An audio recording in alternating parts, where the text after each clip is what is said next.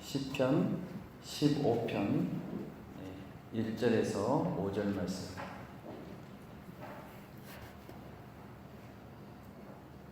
여호와여, 주의 장막에 머무를 자 누구오며 주의 성산에 사는 자 누구오니까.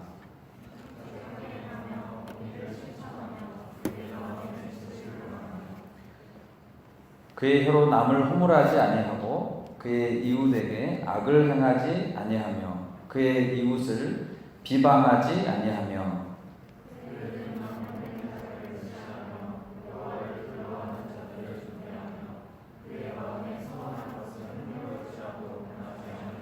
함께 있습니다. 이자를 받으려고 돈을 구워주지 아니하며 뇌물을 받고 무죄한 자를 해하지 아니하는 자이니 이런 일을 행하는 자는 영원히 흔들리지 아니하리이다. 아멘.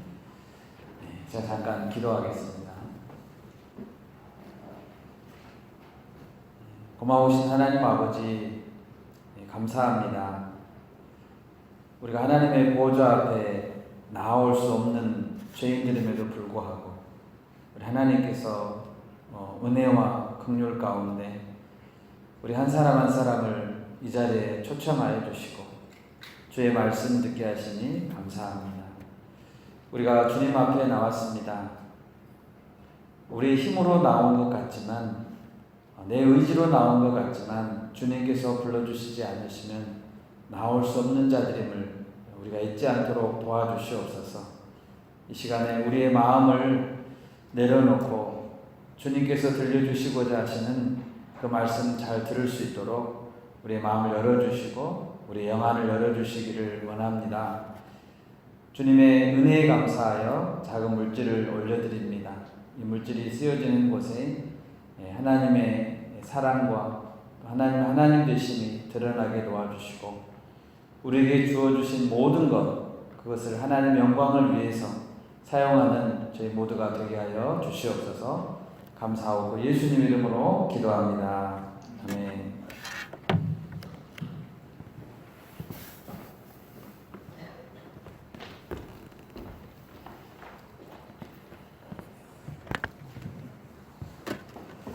반갑습니다.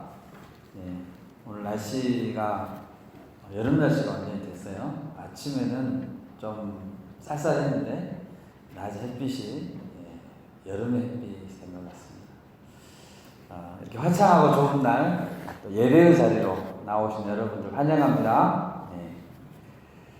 오늘은 계속해서 시편을 보고 있는데요. 시편 15편 말씀입니다. 우리 동요 중에 이런 동요가 있죠. 우리의 소원은 뭡니까? 통일. 우리의 소원은 통일. 저 어렸을 때도 그런 동요가 있었는데 요즘에도 많이 부르죠. 어떻습니까? 초등학교 선생님들 어떠세요? 많이 부릅니까? 대한민국 사람이라면 이 동요를 잘 알 것 같습니다. 근데 이 동요는 우리나라가 해방되기 전에 만들어졌다고 합니다. 그래서 처음 가사는 우리의 소원은 독립이었다고 합니다. 우리 소원은 독립이었는데 해방된 다음에 독립이 통일로 바뀌었다고 합니다. 그래서 이 노래는 남한, 우리 대한민국뿐만 아니고 북한에서도 많이 불러진다 그래요. 양쪽 분단 국가에서 다 불려지는 노래입니다. 이 분단된 유일한 국가 우리나라가 하루빨리 통일이 될 수 있기를 하나님의 은혜 가운데 바랍니다. 그러면 우리의 소원은 통일인데 다른 나라의 소원도 대한민국의 통일일까요? 그건 좀 다른 문제죠. 남한과 북한뿐만 아니라 5대양 6대주 세계 만민이 다 바라는 소원. 그런 소원이 있다면 어떤 소원일까요? 어떤 소원이어야 할까요? 여러분의 개인의 소원은 무엇입니까? 이따 우리 설교 마지막 설교 후 찬양이 제목이 소원입니다. 소원. 오늘 오전 예배 때 소원이가 왔어요. 네. 상현 간사님 소원이가 와가지고 처음 이렇게 목사님께 기도 받았는데 오늘 주일 예배 마무리는 소원으로 마무리합니다. 네. 여러분의 소원은 성공입니까? 건강입니까? 이것저것 다 필요 없고 나는 소확행, 그냥 작은 만족에 나는 만족할란다. 성경에서 많은 신앙의 인물들이 바랬던 공통적인 소원이 있다면 그것이 무엇이었을까요? 오늘 시편 15편을 보면서 다윗의 소원을 한번 봅시다. 그리고 나의 소원은 무엇인지, 나는 뭘 바라고 지금 살고 있는지 깨닫고 도전받는 시간이 되기를 바랍니다. 아멘. 첫째로 우리가 오늘 보는 것은 다윗의 장막, 주의 장막에 머물기를 그토록 소원했다는 것입니다. 어디에 머물기를 원했다고요? 주의 장막. 1절 말씀을 같이 한번 읽어보겠습니다. 1절 말씀 시작. 여호와여 주의 장막에 머물 자 누구 오며 주의 성산에 사는 자 누구 오니까.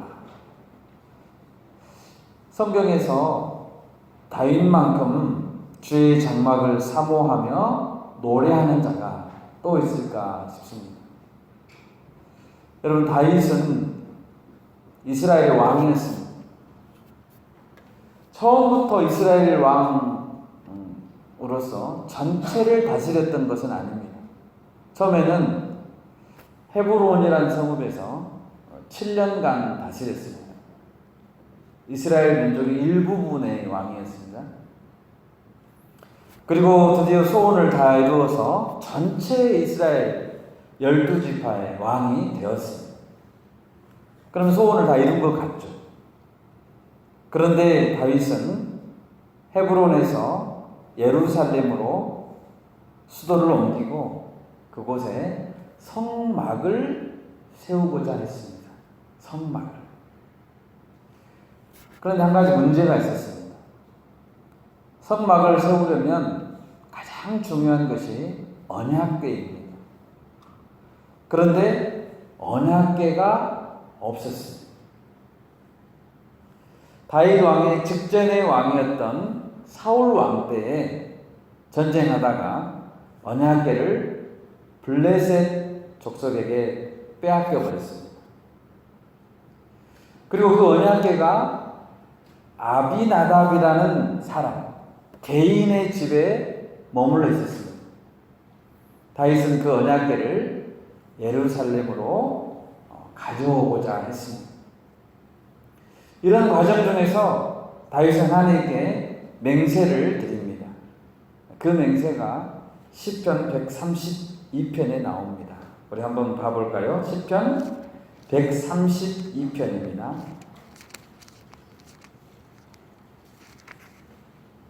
시편 132편 3절에서 7절까지 한 목소리로 한번 읽겠습니다. 132편 3절에서 7절입니다. 시작. 내가 내 장막집에 들어가지 아니하며 내 침상에 오르지 아니하고 내 눈으로 잠들게 하지 아니하며 내 눈꺼풀로 졸게 하지 아니하기를 여호와의 처소 곧 야곱의 전능자의 성막을 발견하기까지 하리라 하였나이다. 우리가 그것이 에브라다에 있다 함을 들었더니 나무 밭에서 찾았도다. 우리가 그의 계시는 곳으로 들어가서 그의 발등상 앞에서 엎드려 예배하리로다. 아멘. 이것이 다윗의 소원이었습니다. 성막을 예루살렘에 제대로 세우는 것은 온 이스라엘 왕국의 기틀을 세우는 굉장히 중요한 일입니다. 그러나 그 이전에 다윗 자신의 간절한 소원이었습니다. 다윗은 언약궤를 들여오기까지 방금 읽은 시편을 보니까 어떤 각오를 했습니까? 언약궤가 성막에 들어오기까지는 내가 집에 들어가지 않겠다. 난 집에 안 들어갈란다. 혹시 집에 들어가더라도 침대에 오르지 않겠다. 혹시 침대에 오르더라도 눈을 감지 않겠다. 이렇게 소원합니다. 여러분, 사람이 잠을 안 자면 어떻게 됩니까? 잠 안 자면 죽죠. 미리 준비한 성막으로 언약궤가 들어오기 전까지는 내가 죽을 각오로 하고 그를 준비하고 기다리겠다는 것입니다. 근데 실제로 언약궤가 들어오는 날이 됐습니다. 얼마나 기뻤을까요? 다윗은 왕으로서의 채통을 다 내려놓고 덩실덩실 춤을 추었습니다. 어떻게 춤을 췄냐고요? 다윗처럼 춤을 췄습니다. 다윗처럼 춤을 추면서 찬양. 그때 나온 그 찬양이 이 장면에서 나옵니다. 시편 27편을 보겠습니다. 시편 27편 4절 같이 한번 읽겠습니다. 시편 27편 4절 시작. 내가 여호와께 바라는 한 가지 일 그것을 구하리니 곧 내가 내 평생에 여호와의 집에 살면서 여호와의 아름다움을 바라보며 그의 성전에서 사모하는 그것이다. 여러분, 소원을 한 가지 말하라고 한다면 다윗은 그 소원이 무엇이었냐면 방금 읽은 말씀처럼 평생 여호와의 집에 사는 것이었습니다. 그리고 여호와의 아름다움을 가까이 보는 것이었습니다. 그만큼 다윗은 주의 장막을 사모했습니다. 여러분 어떠십니까? 그럼 다윗만 그랬을까요? 성경에 고라 자손이라는 사람들이 있었습니다. 여러분, 고라 하면은 그 인물은 이스라엘이 광야를 지나는 여정 중에 하나님이 세우신 종 모세에게 반역했던 자가 고라입니다. 고라. 그는 반역의 대명사였습니다. 고라 하면 수치와 혐오의 이름이었습니다. 그래서 고라는 하나님의 심판을 받아서 땅이 갈라져서 고라를 삼켜버렸습니다. 죽었습니다. 그런데 그때 하나님 은혜를 베푸셔서 고라의 아들들만은 하나님의 은혜 가운데 죽지 않았습니다. 아들들이 죽지 않았습니다. 여러분, 그러면 그 아들들은 그 이후에 어떤 삶을 살았을까요? 자기 아버지, 반역의 자식들이라는 낙인이 있잖아요. 반역의 자식들. 비록 자신들의 선조 고라는 심판을 당했지만 그들은 하나님을 원망하고 하나님께 멀어진 것이 아닙니다. 오히려 더 겸손하게, 더 철저하게 하나님이 원하시는 삶이 무엇일까 정말 투쟁하는 삶을 살았습니다. 그 결과 어떤 복을 받았을까요? 고라 자손은 성전에서 중요한 임무를 맡았습니다. 우리 찬양 좋아하잖아요. 찬양. 시편에서 찬양을 많이 썼어요. 솔로몬의 찬양대 유명하잖아요. 솔로몬 시대 찬양대 유명하잖아요. 그 찬양대에서 우두머리였던 헤만이라는 사람입니다. 헤만이 고라 자손입니다. 그리고 성막의 문지기로 섬겼던 살룸이라는 그 사람도 고라 자손입니다.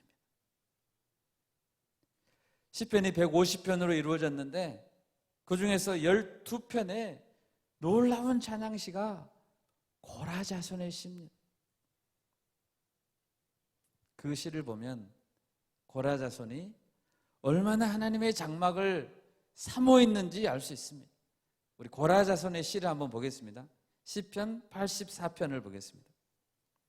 시편 84편입니다. 1절과 2절을 먼저 읽습니다. 시편 84편 1, 2절 시작. 만군의 여호와여, 주의 장막이 어찌 그리 사랑스러운지요. 내 영혼이 여호와의 궁정을 사모하여 쇠약하며 내 마음과 육체가 살아계시는 하나님께 부르짖나이다. 10절 한번 봐볼까요? 10절 84편 10절입니다. 시작. 주의 궁정에서의 한날이 다른 곳에서의 첫날보다 나은즉 악인의 장막에 사는 것보다 내 하나님의 성전 문지기로 있는 것이 좋사오니. 누구의 시라고요? 고라 자손의 시입니다. 여러분, 여호와의 궁정을 얼마나 사모하면 쇠약해질 정도로 사모했다고 했습니다. 여러분, 너무 사랑하면 무슨 병에 걸립니까? 너무 사랑하면 상사병에 걸리죠. 상사병에 걸립니다. 고라 자손들은 마치 상사병에 걸린 사람들처럼 주의 성소를 사모하다 보니 밥맛도 없고 잠도 안 오고 주의 성소를 그렇게 사모했다는 것입니다. 여러분, 우리가 다른 병에는 안 걸려도 안 걸려야 되죠. 그런데 무슨 병에는 걸려야 될 것 같아요? 주의 궁정, 주의 성소를 사모하는 상사병에는 다 걸려야 돼요. 다 걸리기를 바랍니다. 주님을 향한 상사병 한 번씩 다 걸려봐야 돼요. 주의 장막에서의 단 하루, 24시간이죠. 단 하루를 사는 것을 다른 곳에서의 첫날, 1000개의 날을 사는, 이 1000개의 날은 단지 1000개만이 아니고 영원한 시간을 의미합니다. 다른 곳에서 영원히 사는 것보다 주의 궁정에서의 단 24시간을 사는 것을 나는 더 원한다 라고 했습니다. 악인들이 머무는 화려한 장막, 안락하고 풍족한 삶보다는 하나님의 성전에 문지기로 살고 싶다라고 했습니다. 여러분, 성전 안에서 많은 일들이 있습니다. 그런데 문지기로 살다 보면 어쩔까요? 오늘 또 보니까 그늘이 아니고 문지기는 햇볕에 이렇게 있어야 되잖아요. 바람 불면 또 비가 오면 비도 맞고 밤에는 춥고, 그런 문지기, 성전 안에서 어떻게 보면 가장 하찮다고 볼 수도 있는 그 문지기로라도 살고 싶다. 내 마음과 육체가 살아계신 하나님께 부르짖는다라고 했습니다. 마음만 부르짖는 게 아니고 마음과 육체가, 나의 모든 것이 부르짖는다라고 했습니다. 여러분, 저를 한번 따라서 해보겠습니다. 악인의 화려한 장막에서 사는 것보다 성전 문지기로 살겠습니다. 정말 그렇게 살기를 원하십니까? 네. 악인의 화려하고 풍족한 장막에서보다 문지기로라도, 성전의 문지기로 살겠습니다. 이런 자세가 저부터 그렇게 살기를 원하고, 또 여기 계신 리더들, 또 모든 자들이 그런 삶을 소원할 수 있기를 바랍니다. 여러분, 고라 자손의 간절한 사모함을 한 군데 더 보겠습니다. 42편을 보겠습니다. 시편 42편.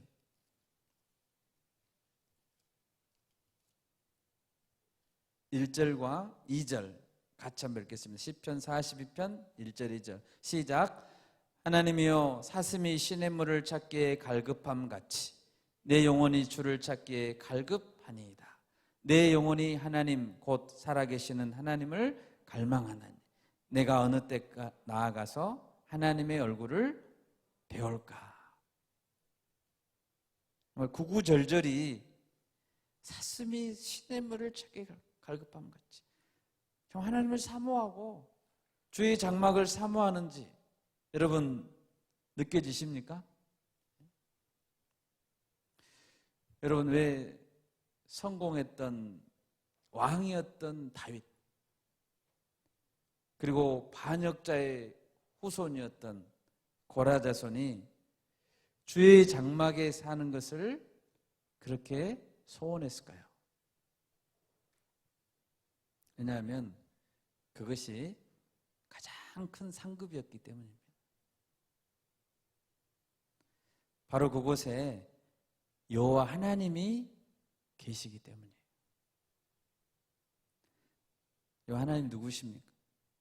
나를 지으시고 나를 가장 잘 아시고 나를 사랑하시는 그분이 주의 장막에 계시기 때문입니다. 그곳에 머무는 것이야말로 가장 아름답고 가장 소중하고 가장 영광스러운 것이기 때문입니다. 여러분, 우리 자신에게 한번 물어봅시다. 나는 하나님과 함께 사는 것을 가장 큰 영광이라고 생각하는가? 주의 말씀을 듣는 이 시간, 예배의 시간을 나는 손꼽아서 마치 아까 상사병에 걸렸다고 했잖아요. 정말 가장 사랑하는 그 연인을 손꼽아 기다리는 그 마음으로 나는 기다리는가?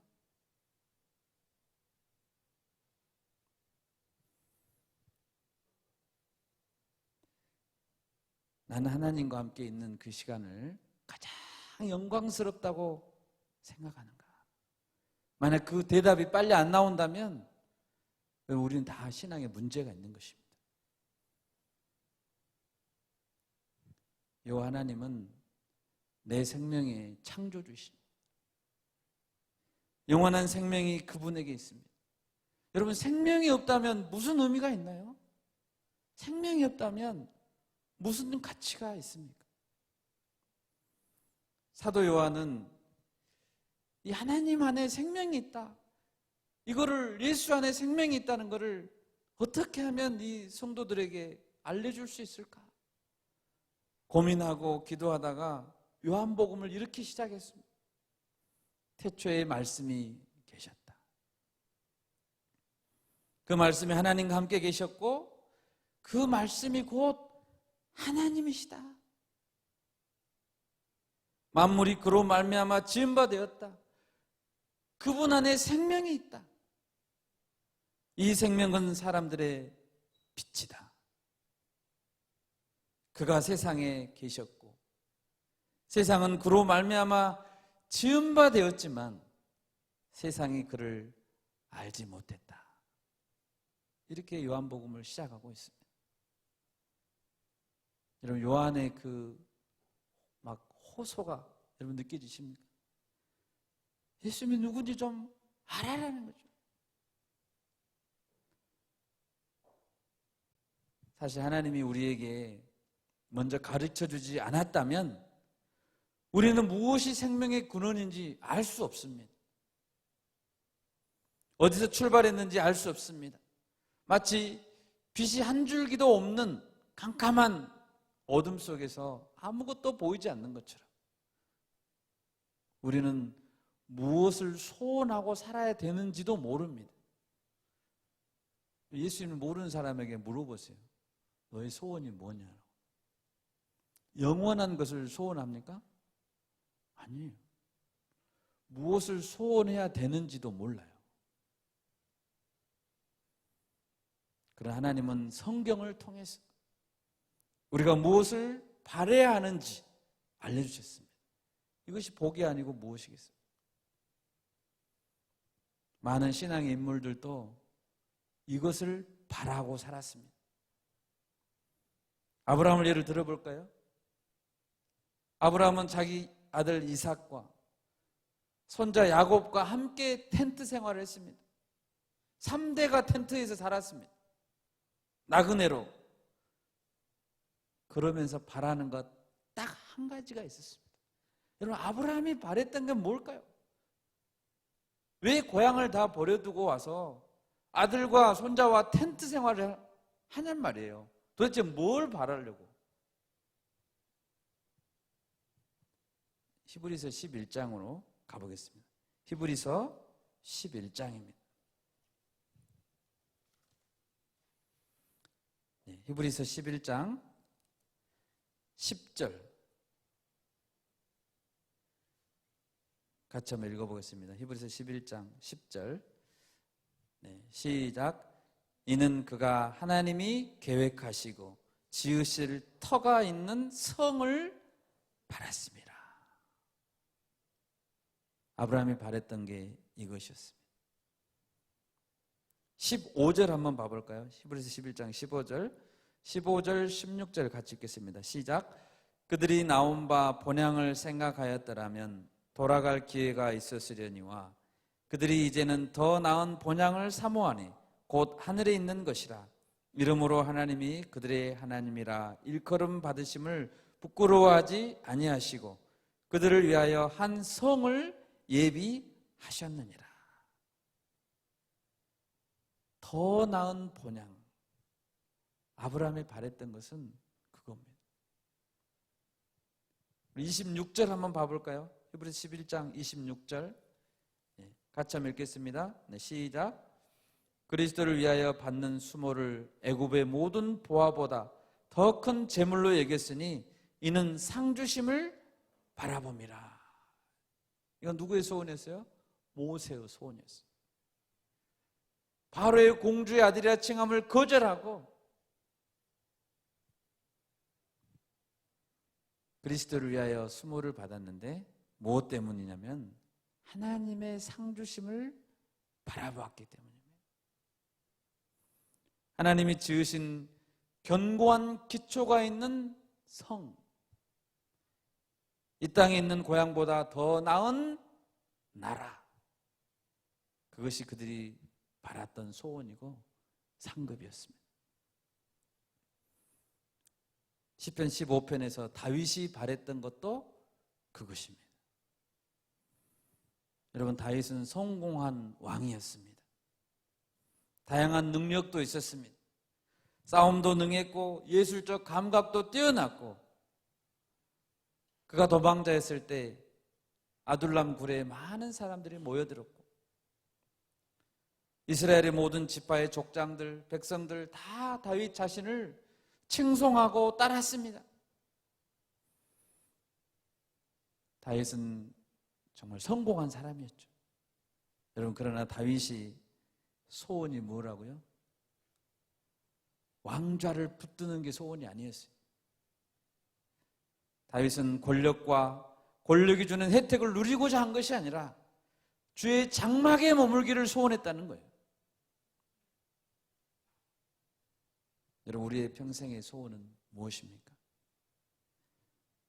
우리도 사랑하는 주님과 함께 거하는 장막을 사모하기를 바랍니다. 아멘.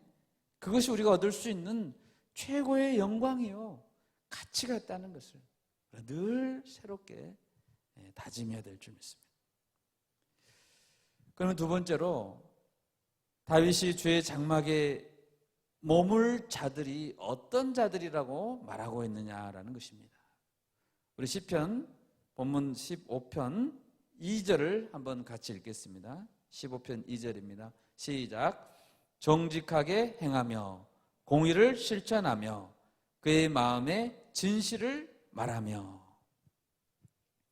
주의 성소에 들어가려면 어떻게 해야 합니까? 주의 거룩한 산에 살려면 정직하게 살고, 그렇죠? 옳은 일을 행하고 그 마음에 진실을 말하는 자가 되어야 한다라고 말합니다. 정직, 공의, 진실. 이 구체적인 실천 사항으로 3절에서 5절을 이야기하고 있습니다. 3절부터 보면 예를 들면 남을 허물하지 않는다라는 것은 상대방의 이웃을 모함하고 그들의 허물을 들춰내는 것을 말합니다. 또 4절에서 그의 눈은 망령된 자를 멸시한다라는 말은 하나님을 업신여기는 자들을 경멸하는 것, 또 망령된 자의 편에 서지 않고 그 길을 떠나는 것입니다. 또 5절에 보면 이자를 받으려고 돈을 꾸어주지 않는다라는 것은 자기 동족에게 높은 이자를 받으려고 돈을 꾸어주는 그런 것을 안 하는 것입니다. 이 3절에서 5절 말씀은 마치 10계명의 5계명에서 10계명까지 이웃과의 관계에서 하나님 백성답게 사는 것을 의미한다고 볼 수 있습니다. 여러분 어떻습니까? 우리 자신을 한번 돌아볼까요? 주의 장막에 머물기 위해서는 이런 삶을 살아야 한다고 하는데 나는 과연 정직과 공의와 진실의 삶을 살고 있습니까? 나는 자신 있게 나는 정직과 공의와 진실의 삶을 살고 있기 때문에 주의 장막에 들어갈 수 있다 라고 번쩍 손을 들 수 있는 사람이 있을까요?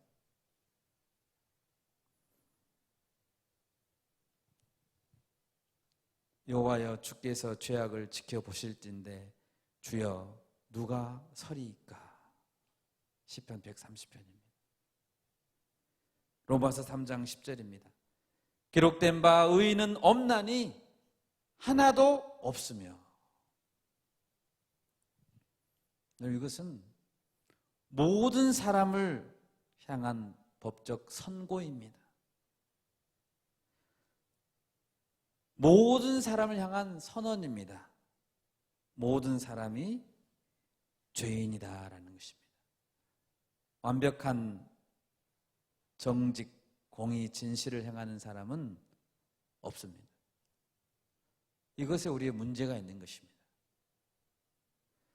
주의 장막에 들어가고자 하는 소원은 강렬한데 내 모습을 본다면 도저히 주의 장막의 근처에도 갈 수 없는 자들임에 틀림없다는 사실이죠. 만약 하나님께서 주의 장막에 들어갈 수 있는 새로운 길을 제시해 주지 않는다면 우리 중에 아무도 주의 장막에 들어갈 수 없습니다. 우리는 이 사실을 인정해야 됩니다. 여러분 구약 성경에 보면 제사장들이 성막에서 많이 섬겼습니다. 그렇죠? 번제도 드리고 불도 켜고 여러 가지 일들을 성막에서 했습니다. 그렇다면 어떻게 해야 제사장들이 죽임을 당하지 않고 그 일을 성막 안에서 심지어 지성소까지 언약궤가 있는 지성소까지 들어가서 그 일을 감당할 수 있었을까요? 성막에서 번제를 어떻게 드려라. 등불을 꺼뜨리지 않기 위해서 어떻게 해야 된다. 또 성막을 거두고 다시 세우고 이동할 때는 어떻게 해야 된다. 이런 매뉴얼이 있겠죠. 그 매뉴얼을 잘 외우고 제사장 고시를 치르면 합격하면 될까요? 실기시험, 필기시험 제사장 고시 봐가지고 합격하면 성적 높은 순서대로 지성소에 들어가서 섬길 수 있고 그랬을까요? 예를 들면 번제로 드려야 될 소가 엄청 크죠? 그죠? 큰 소를 잡아서 드릴 수도 있고 그렇잖아요. 그러면 또 여러 번제물을 다루려면 좀 힘이 좋아야 되잖아요. 그래서 체력 테스트를 또 해야 될 수 있고 제사장이 되려면 체력 시험을 봐야 돼. 그랬을까요? 또 제사장이 되려면 제물들을 이렇게 잘라야 되잖아요. 이렇게 각을 떠가지고 번제를 드려야 되잖아요. 그랬어요. 네. 콩팥도 잘라내고 콩팥을 덮고 있는 기름이 가장 향기로운 태울 때 그걸 태워야 되거든요. 그러면 해부학 시험을 봐야 되겠네요. 제사장들 해부학을 수의대 다니는 졸업생들을 대상으로 성적 높은 사람들 골라서 제사장 해야 되겠네요. 여러분 그렇게 제사장을 뽑았을까요? 아니에요. 그렇지 않았습니다. 레위기 8장에 보면 가장 처음 대제사장 아론이죠. 아론과 그의 아들들이 제사장으로 임명되는 과정이 나옵니다. 그들은 제사장의 일을 시작하기 전에 이런 시험을 본 게 아닙니다. 그 대신 그들은 먼저 깨끗이 물로 씻어야 했습니다. 그리고 구별된 제사장들만 입는 옷을 입어야 했습니다. 그리고 관유를 발라야 했습니다. 관유는 기름입니다. 그런 다음에 자신의 죄를 용서함 받기 위해 제물을 죽여서 자기를 위한 속죄 제사를 드려야 했습니다. 여러분 제사장들이 주의 성막에 들어가서 하나님을 섬기려면 가장 먼저 무엇을 해야 했다고요? 거룩함을 입어야 했습니다. 속죄함을 덧입어야 했습니다. 그렇지 않으면 아예 거룩한 하나님의 임재 앞에 나아갈 수 없었습니다. 제사장 아론과 그 아들들을 제사장으로 임명하는 과정에서 등장하는 물로 씻음, 구별된 의복, 관유, 속죄 제물, 다시 말하면 물과 의복과 기름과 피, 이것들이 의미하는 바가 예수 그리스도입니다. 성령으로 덧입혀지고 예수님의 의의 옷으로 입어야 하고 예수님의 거룩한 보배 피로 덮어져야 비로소 성막에 들어갈 자격이 생겼습니다. 성막에서 섬겼던 아론과 그 아들들, 곧 제사장들이 상징하는 분도 바로 예수님이십니다. 다 같이 히브리서 8장으로 한번 가보겠습니다. 히브리서 8장입니다.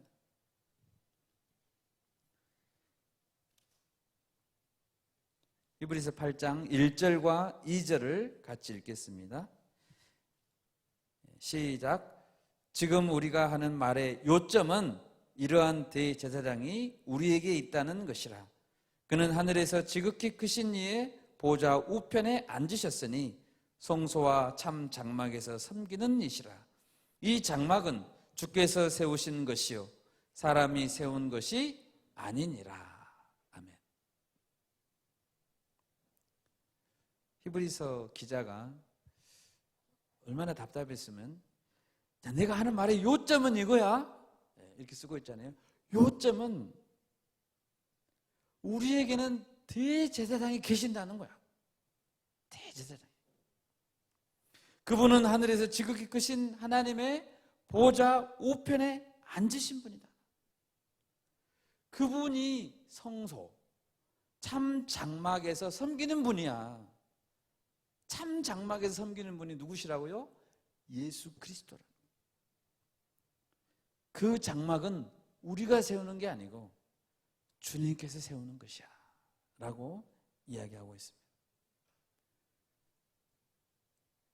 참 장막, 영원한 장막 섬기는, 그 안에서 섬기는 대제사장이 누구시라고요? 예수님이시라는 거예요. 예수님이 마지막 가장 완벽한, 그리고 그 뒤로는 없어요, 완벽한 대제사장이 되십니다. 그분이 참 장막에서 섬기시는 분이십니다.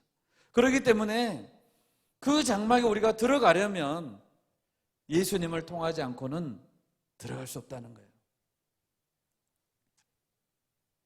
다윗이 시편 15편에서 내가 정말 주의 장막에 머물고 싶다라고 이야기했을 때 그 장막은 사람이 세우는 장막이 아니고 하나님이 세우신 영원한 장막을 의미합니다. 그렇다고 한다면 우리가 읽었던 3절에서 5절까지 시편 15편 3절에서 5절까지 이야기하는 마치 윤리적으로 보이는 삶 있잖아요. 남을 허물하지 않고 망령된 자를 멸시하고 이자를 받으려고 돈을 구워주지 않는 그런 삶은 결국엔 예수님 안에서 우리가 살아내야 할 삶의 열매라는 것입니다. 조건이 아니라는 것이죠. 그렇게 살아야 그 장막에 들어간다는 것이 아니라는 것이죠. 들어가려면 어떻게 해야 된다고요? 예수님으로 들어가고 그런 자의 삶의 열매가 3절에서 5절의 삶이라는 것입니다. 정직, 공의, 진실.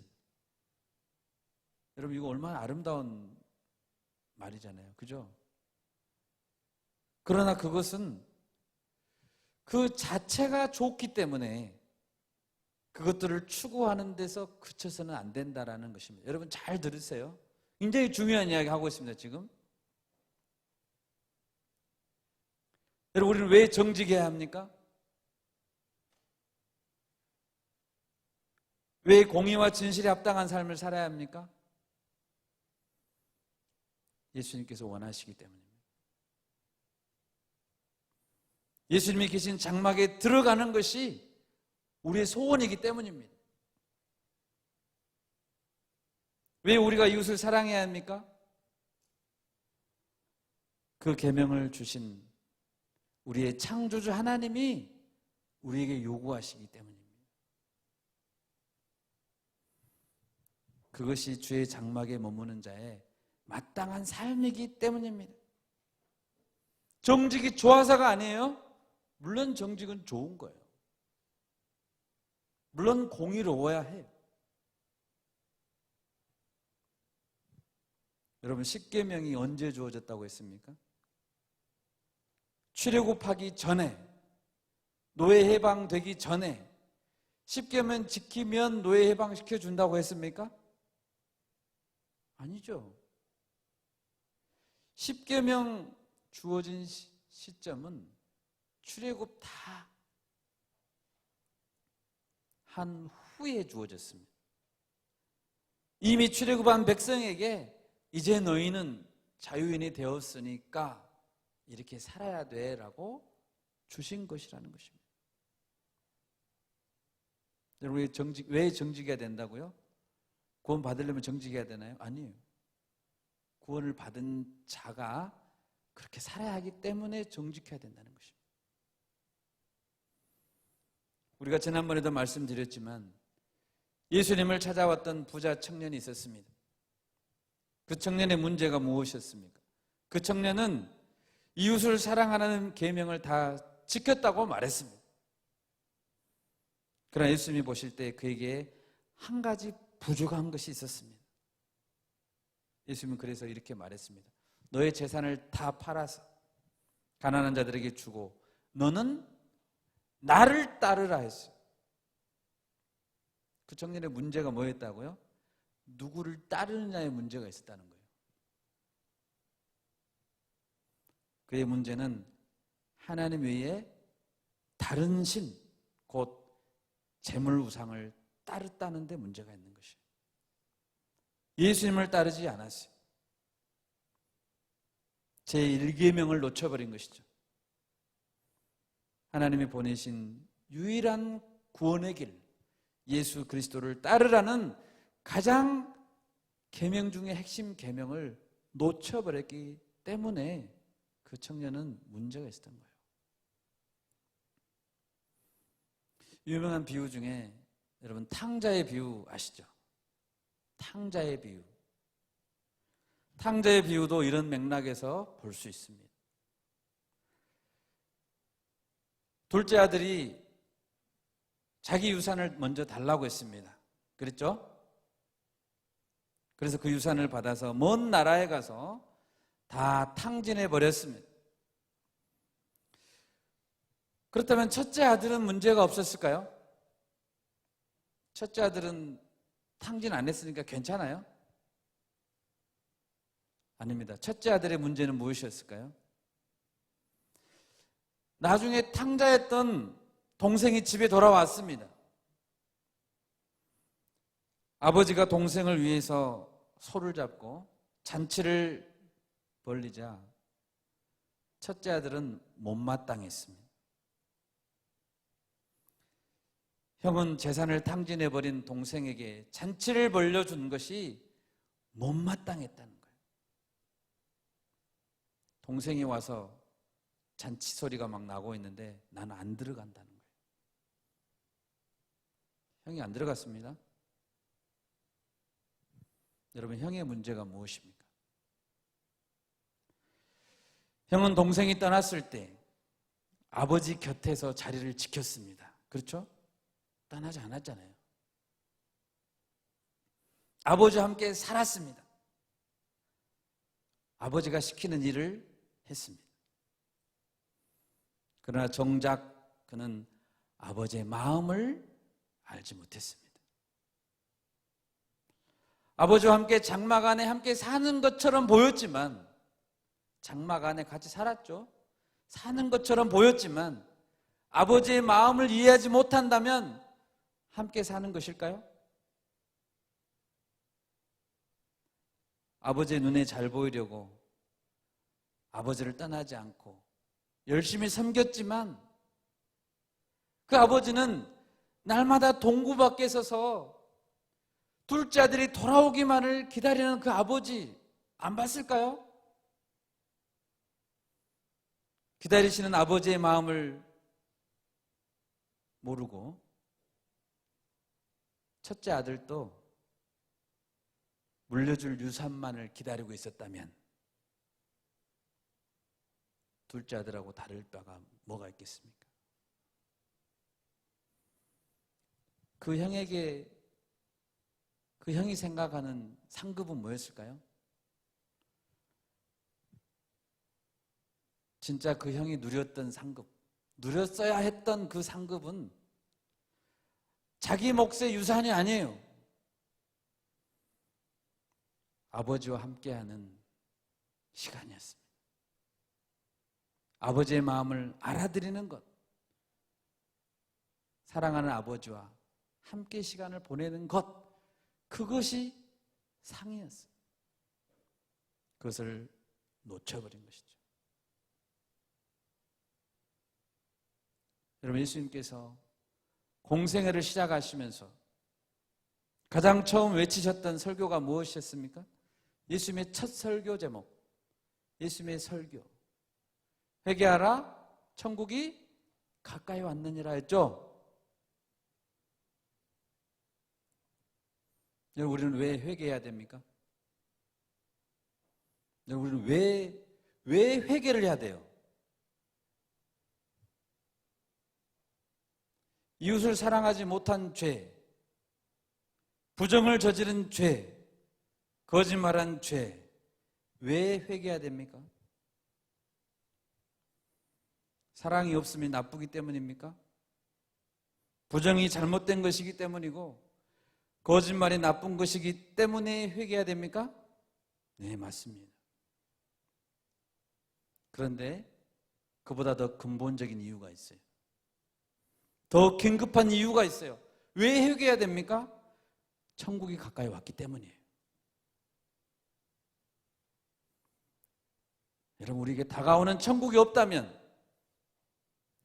예수님의 심판이 없다면, 천국이 없다면 세상의 모범생으로 살려고 하는 우리의 윤리적인 몸부림이 무슨 의미가 있어요?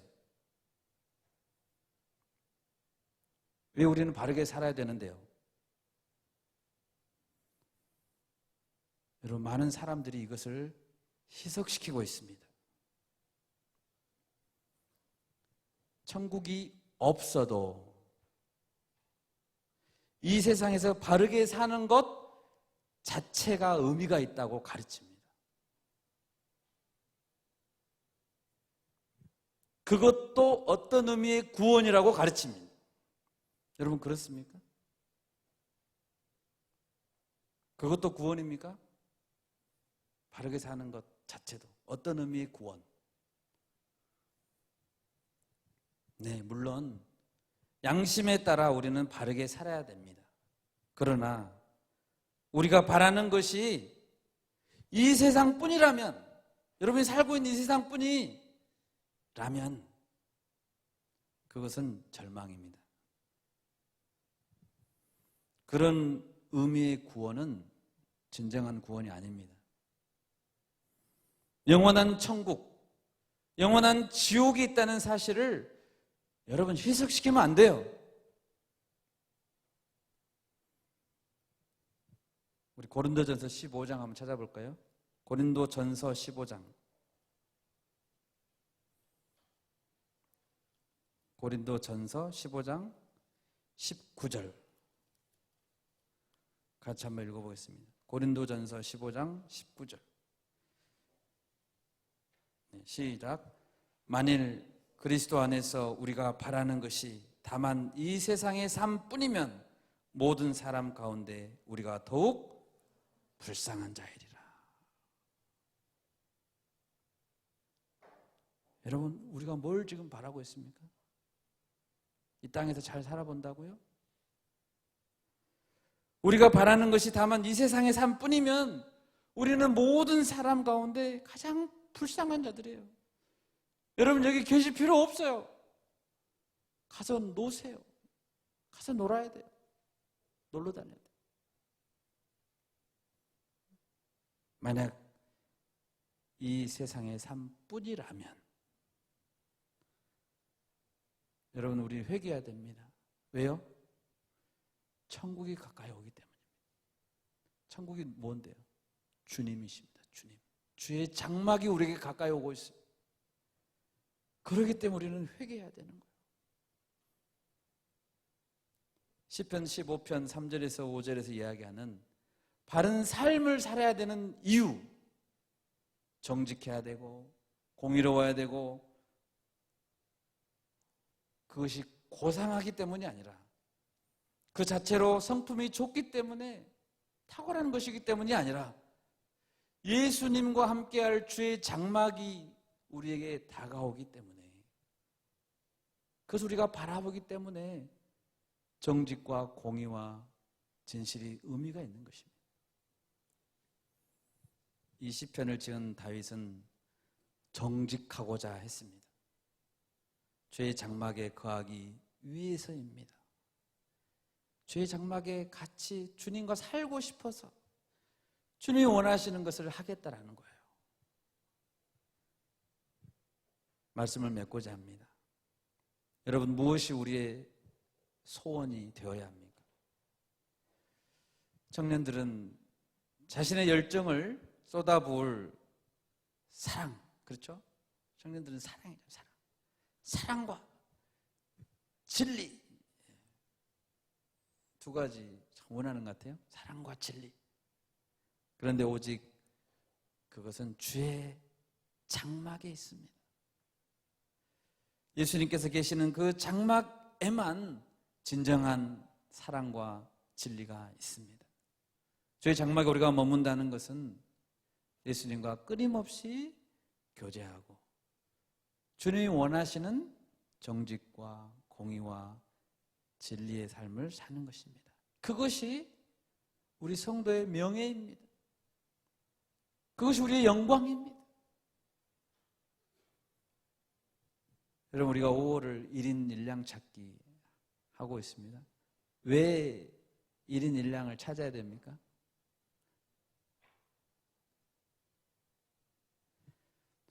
아버지께서 집 나간 둘째 아들을 동구 밖에서 매일 기다렸죠. 간절히 기다리시는 아버지의 마음을 우리가 안다면 아버지께서 기다리시는 그 양들을 우리가 찾지 않을 수 없다는 것입니다. 그 아버지의 사랑을 우리가 잊지 않기를 바랍니다. 아멘. 이번 한 주간 아버지가 원하시는 것이 무엇인지, 아버지의 소원이 나의 소원이 되는 그런 한 주가 될 수 있기를 바랍니다. 아멘.